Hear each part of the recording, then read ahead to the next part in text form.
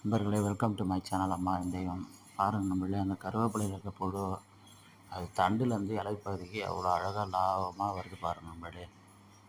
அதோட உடம்ப எவ்வளோ அது லேசாக வச்சுருக்கு பாருங்கள் நம்மளே.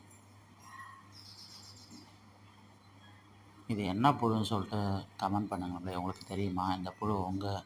உங்கள் வீட்டில் கருவேப்பிலை மரம் இருக்கா? அந்த கருவேப்பிலை மரத்தில் இதை மாதிரி புழு நீங்கள் பார்த்துருக்கீங்களா? இந்த புழு நம்ம எப்படி வராமல் நம்ம செடியை பாதுகாப்பது? கமெண்ட் பண்ணுங்கள்.